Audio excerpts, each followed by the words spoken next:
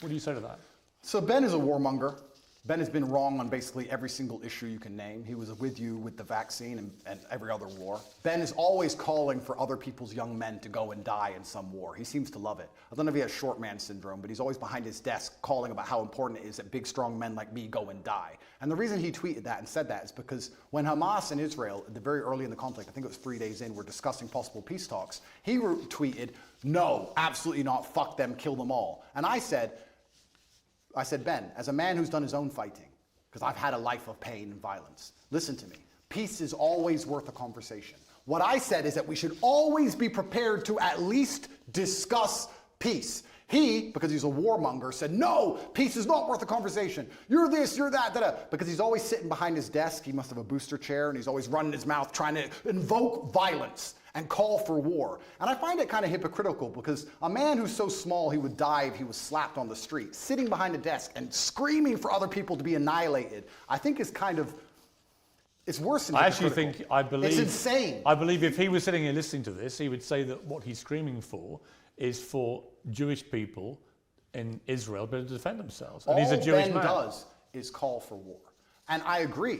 Defending yourself. That's not all he does. That's all he does. It's and not. Calling for war and defending yourself is very different than genocide. And Ben, like I said, overall, most of Ben's worldviews and mine probably align. We don't align on the religious sect, we don't rely on the religious points, fine. But our overall worldviews about how society should function probably align on many of the key issues. I don't have a beef with Ben, and I don't watch his show, and I have no idea what he talks about a lot of the time.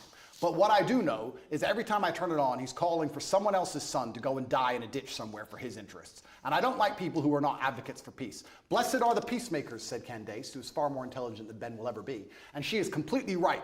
He replied that rhetoric, starting an argument with me, when I said we should talk about peace. I say we should talk about peace. He calls for the death of civilians, and somehow we're asking why my point of view is seen as abstract. It's insane. Why can't we all just sit down and say the fighting must end?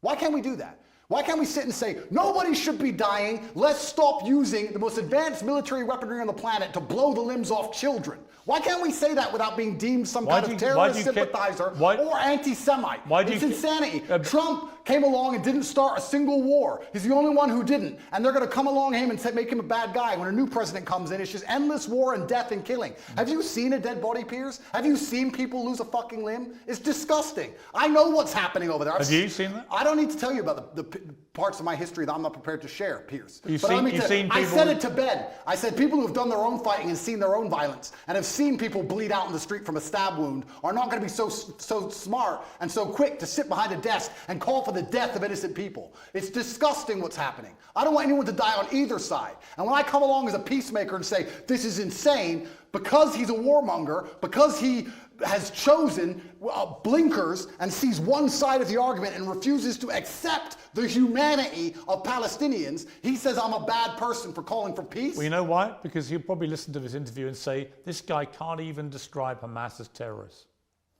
If Ben Shapiro thinks bad of And if you don't think what happened to the people in Israel on October the 7th is an act of terrorism... Did I not just say, then you are, I want all people then to you stop are just dying? You are just as partisan to one side as you believe Ben Shapiro is to the other. Did I not just say I want all people to stop dying?